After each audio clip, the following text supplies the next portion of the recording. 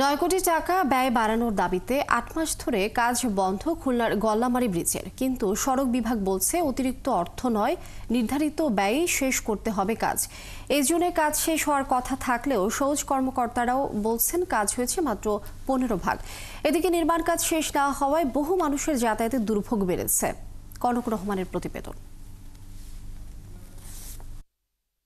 2023 সালের 1 অক্টোবর শুরু হয় 68.7 মিটার লম্বা ও 23 মিটার প্রশস্ত Khulna Gollamari 4 lane steel arch সেতু নির্মাণের।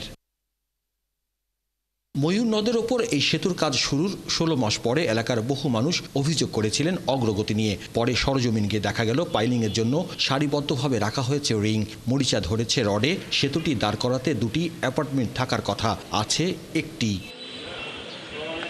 কাজ বন্ধ থাকায় চারিদিকে বড় ঝোপঝাড়।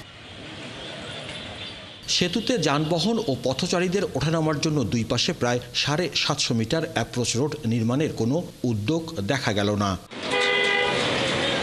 নগরীর নিরালা থেকে সেতু ও সেতু থেকে বটিয়াঘাটা প্রবেশপথ পর্যন্ত অ্যাপ্রোচ রোড হওয়ার কথা থাকলেও সেটিরও কোনো চিহ্ন নেই। তবে ঠিকাদারি প্রতিষ্ঠানের দাবি মোট 64টি পাইলের মধ্যে 32টি আর 4টি পাইল ক্যাপের মধ্যে 2টি নির্মিত হয়েছে। আর সড়ক বিভাগ বলছে সেতুর জন্য হ্যাঙ্গার, বেয়ারিং ও নাটবল্টু ড্রয়িংয়ের কাজ শেষ। ফেব্রিকেশন ড্রয়িংয়ের জন্য মন্ত্রণালয় ও সড়ক বিভাগে বৈঠক চলছে।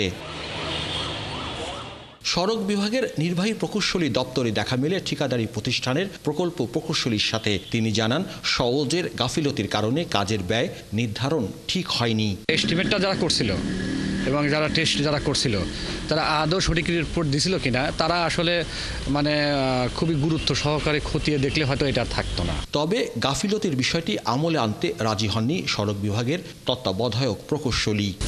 কতটুকু পরিমাণ বাড়তেছে, কতটুকু কমতেছে, এটা আমরা পাঠাই। তার উপর সেই টেকনিক্যাল কমিটি বাস্তবতা নিয়ে কোনটা প্রয়োজন, কোনটা বাদ, কোনটা যেটা প্রয়োজন সেটা অ্যাকসেপ্ট করবে, যেটা প্রয়োজন সেটা বাদ দিয়ে বলবে এটা করার দরকার নেই।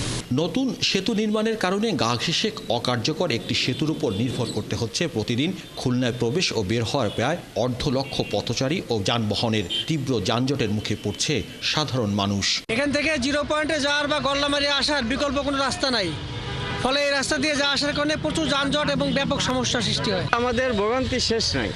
মনে করেন বাস ঢুকবে, ট্রাক ঢুকবে, সব একই রাস্তা দিয়ে আবার আসবে যাবে।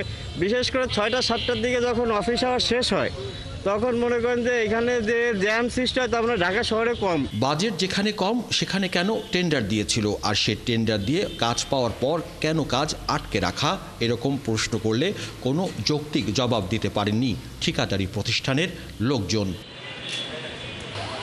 কনক রহমান, 71, খুলনা।